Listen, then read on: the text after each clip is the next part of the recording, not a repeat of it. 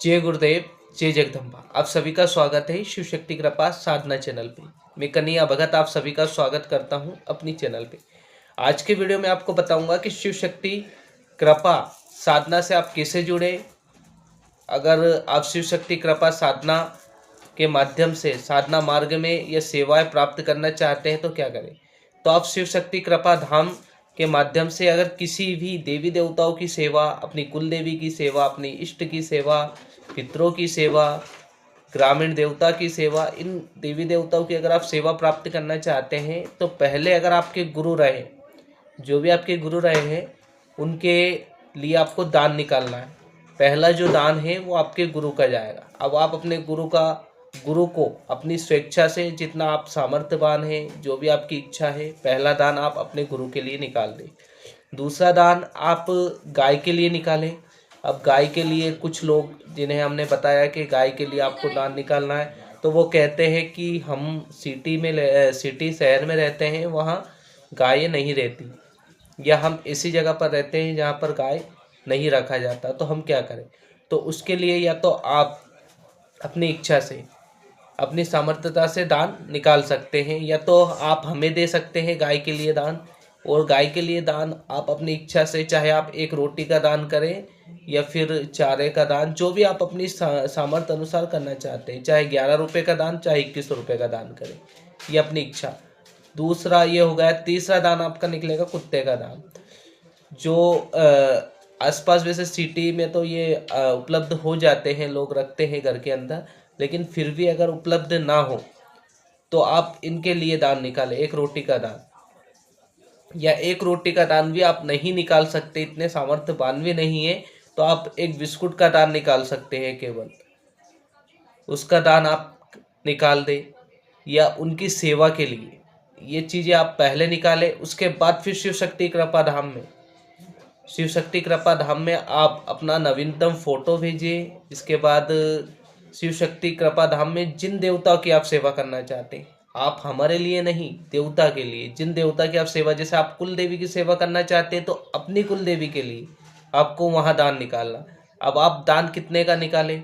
आपने जब 3-4 दान निकाल दिए, उसके बाद आपको अपनी इच्छा से चाहे 11 रुपये का दान करें, चाहे 21 का करें, चाहे 51 का करें, जो भी आपकी श्रद्धा है, जो भावना है, उस भावना से आप शिव शक्ति कृपा धाम में दान दे सकते हैं।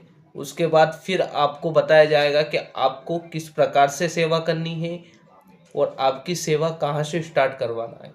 तो जो लोग पूछ रहे थे कि हम आपसे जुड़कर सेवा साधना करना चाहते हैं, पहले हम क्या करें, और जो हमसे जुड़ते हैं उन लोगों को पहले बता देता हूँ। अगर हमसे जुड़कर साधनाएं कर रहे हैं और ऊर्जा का जो प्रवाह रहता है, जो शक्ति का, जो देवताओं की ऊर्जा रहती, तरंगे रहती है, वो प्राप्त करना चाहते हैं या मंत्र की सिद्धि चाहते हैं हमसे जुड़कर, तो वो एक विशेष दिवस में, ये जो मैंने आपको दान बताया है, प्रति अमावस, पूर्णिमा, दीपावली या किसी विशेष पर्व, मकर संक्रांति, इनमें आपको दान निकालना ही है।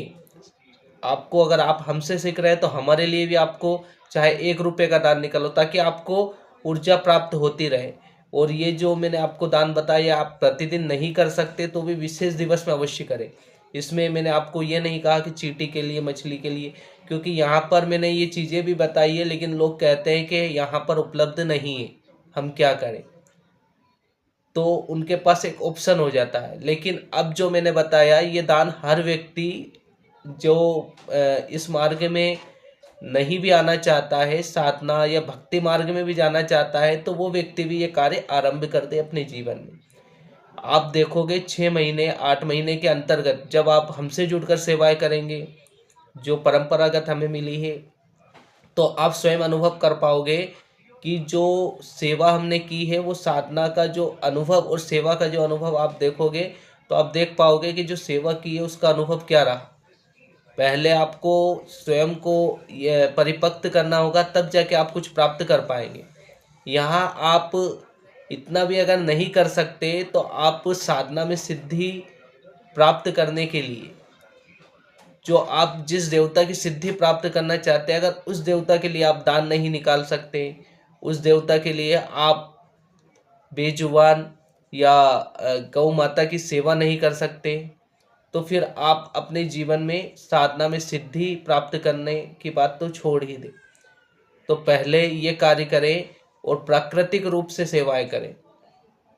यहाँ पर मैंने आपको बताया हूँ कि बेजुबान का मतलब ये नहीं कि मैंने जानवर पर बोला हूँ, लेकिन ये बोला हूँ जिनका असहाय, जिनका सहारा नहीं, उनका सहारा बने, तब जाके आप इस मार्ग में संपन्नता और सफलताएं प्राप्त कर पाएंगे। जय गुरुदेव, जय जगदम्बा।